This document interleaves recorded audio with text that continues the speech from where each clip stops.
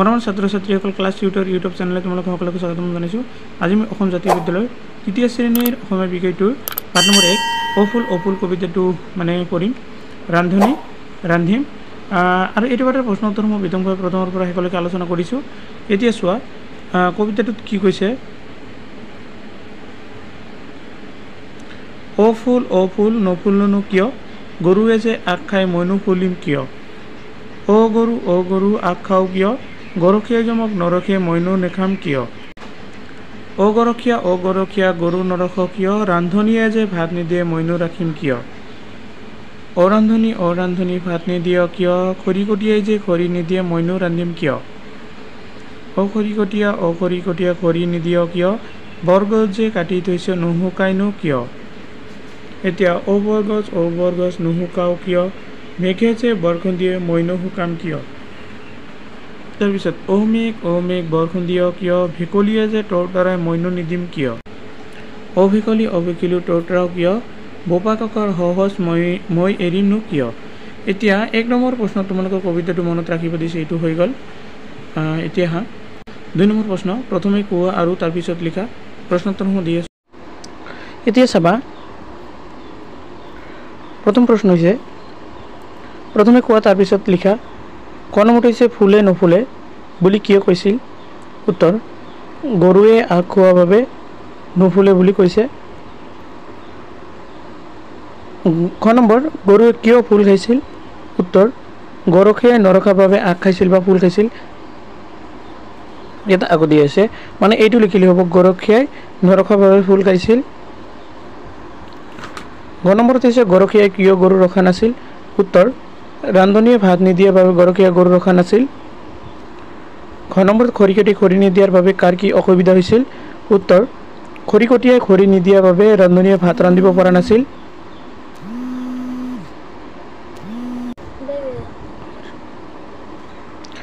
অ নম্বৰত কিয় খৰি শুকোৱা নাছিল। উত্তৰ, মেঘে বৰষুণ দিয়াৰ বাবে খৰি শুকোৱা নাছিল। প্ৰথম 6 নম্বৰ, মেঘে বৰষুণ দিয়াৰ কাৰণ কি আছিল।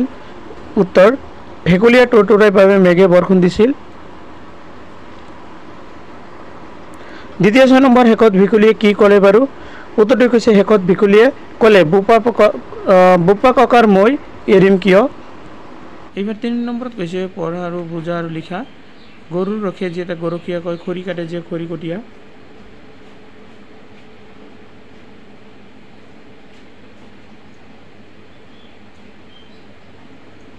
ভাত ৰান্ধে যি তাক কি কয়, ৰান্ধনী। কবিতা লিখে যিয়ে তাক কি কয়, কবি। ছবি আঁকে যি তাক কি কয়, ছবিকৰ বা চিত্ৰকৰ।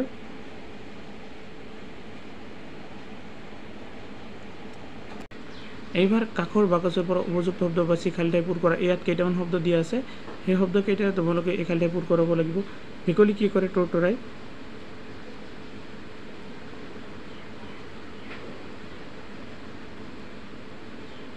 এইটো তৰতৰাই।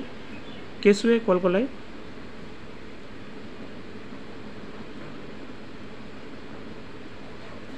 এইটো কেঁচুৱাই কলকলাই। কুকুৰে ভুক ভুকাই।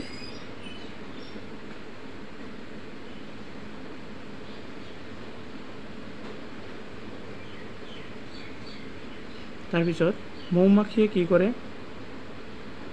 মৌমাখিয়ে গুণগুণাই।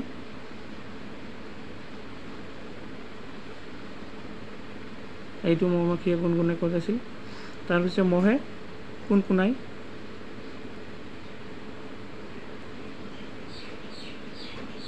এইটো মহে কুণকুণাই। তাৰপিছত আছে সাপে ফুচফুচাই।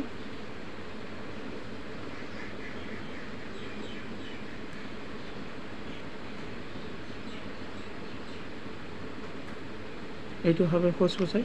এতিয়া বিপৰীত লিংগবোধক শব্দ লিখা। দমৰা কি লিখিবা, দামৰি। বগা কলা। কজলা কাজলী। ৰজা লিখিবা, ৰাণী। বুঢ়া বুঢ়ী। কণা কানি। তাৰপিছত ইয়াত কেইটামান তলত দিয়া ধৰণৰ প্ৰতিটো শব্দ সংজ্ঞা বৰুৱা প্ৰণাম প্ৰশংসা প্ৰখৰ প্ৰচুৰ পচন্দ প্ৰতিজ্ঞা এনেকুৱা শব্দ লিখিব পৰাজয় পৰাক্ৰম প্ৰতিদান পৰাক্ৰম পৰদান লিখা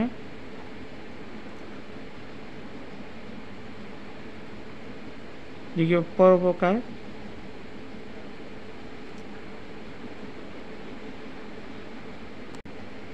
পৰামৰ্শ লিখিবা মানে ইয়াতে আছে অপমান অপকাৰ অপযশ ইয়াতে লিখিবা অপকৰ্ম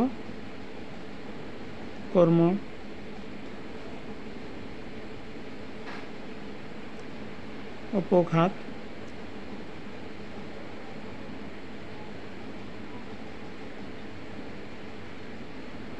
অপৰামৰ্শ লিখিলা এতিয়া নিষেধ নিবেদন নিৰ্বোধ নিধান নিৰ্জন এনেকৈ লিখিবা প্ৰতিফলন প্ৰতিখন প্ৰতিবাদ প্ৰতিদান লিখা